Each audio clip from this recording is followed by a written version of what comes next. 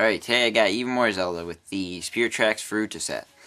Alright, the Furuta figures, if you're not familiar with them, they're sold in Japan, and they come in chocolate eggs. And when you eat the chocolate egg, you get a capsule. And these ones are green. And you crack open the capsule, and it'll be a random figure. You never know which one you're going to get. And when you take them out, they come in pieces, like this. And they're really easy to put together. You just, like this one, just the head comes off, and you just stick the head on, and then you put them on his little base. And what's great about these is they're really small figures, but they're really detailed. So one little pain about these is the foot things, kind of tough to get on. But yeah, this is Link playing the Spirit Flute, and there's just a lot of detail in it. It's not just a still figure of him just standing. It's got action, even though it's a still figure. I mean, it's not an action figure with posable or anything, but they put action into the poses. He's playing the Spirit Flute, and there's his sword and shield. And yeah, each one, when you open it, comes with the little set sheet, but they have the figure that you have in it, and it's a set of 12. And what's cool about the Furuta sets is there's always one secret figure, or chase figure. It has a lot of different names, and it's always harder to find. There's a less chance of getting one in an egg, which is always kind of neat. When I like buying the blind boxes, where you buy, some websites sell boxes of 10 chocolate eggs, and you never know what you're gonna get, which is pretty fun. Opening it and seeing if you got the secret one, which I actually got a few of when I bought these. Alright, next up is show off the Spirit Train, which is pretty cool. I really like the Spirit Train in the game. Thought it was a cool element to the game, and really neat design. And there it is. Next up is Zelda. Like I said, there's a lot of detail in this. Every little thing that is on the character in the game is pretty much on these figures. So you can tell down there, a little paint, all the way around, just fully detailed and very well done figures. And they're pretty inexpensive too. When they came out last year, or recently, I can't remember, but I bought 3 boxes from a website, and it only cost, I think, $60 for 30 figures, which is pretty good. And they're still pretty inexpensive, even on eBay. Next up is Ferris, the camera guy. I really liked him in the game. I thought he was a quirky character and fun, and I was pretty glad to see him in a figure. And he's very detailed. He's holding his camera, not just him standing there. He's taking a picture. I always love the poses that they put the characters in with the Furuta.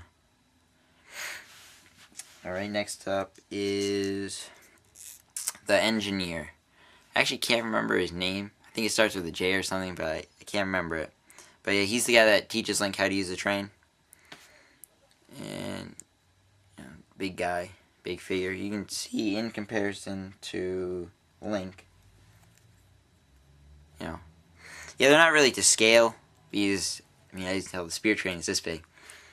But he's fairly big compared to the other characters, which is pretty cool because he's bigger in the game. Yeah, next up I'll show the Link in the fighting pose. He's got his sword out and shield on the back, and yeah, he sits on a peg like that. But yeah, what's cool about it, they even got a nice facial expression on there. You can tell he's ready to fight, determined. Definitely the look of determination right there. And next up, I'll show you the Phantom Knight, which is actually Zelda in the game. And yeah, this one's got the big sword, shield, and pose him next to Link. Yeah, that's another thing I like. When I display these in my collection, I like to stick them all together. Make a scene of the Zelda characters. Like Link playing the Spirit Flute to Zelda or stuff like that. That's why, the fruit figures are just great. Next up is Angie. She rides the Locomos cart thing that they all seem to ride. And one thing I actually noticed this today because I was showing off the Tetra one. I never even noticed this, that the hair is very similar on Tetra and Angine. So just think about that one, because it is later, and there are some characters from Wind Waker, like the pirate guy that's in Spirit Tracks is a lot older. So maybe might be Tetra. Alright, next up we got Chancellor Cole. Well, I thought he was pretty funny. I love how he has the two top hats, to hide the horns. And he's actually a really small figure compared to the other ones. He's not very big, and especially compared to Burn, his sidekick. Oh, sorry. It's blocking my face. Yeah, whoops. See, what I like about him is, they got his hair all curly, just like in the game. His ponytail, actually. Next up, Big Moblin, or Big Blin, I think he's referred to. And he's got the necklace. Yeah, there he is. And finally, the secret figure, chase figure, whatever you want to call him, is, one second, Engineer Link. Oh. Can't get him to stand on his thing. Alright, I'll just take my thing. Yeah, this is Engineer Link. And like I said, yeah, there's a less chance of getting him in the egg. So he tends to be, well, the other figures are like $5 to $10 around there. Engineer Link, it tends to be $30 around there. And he's just saluting. Yep, and that's the entire set of Furuta figures.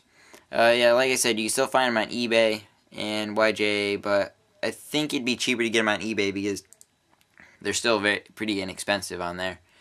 So, yep, that's the entire set. Thanks for watching.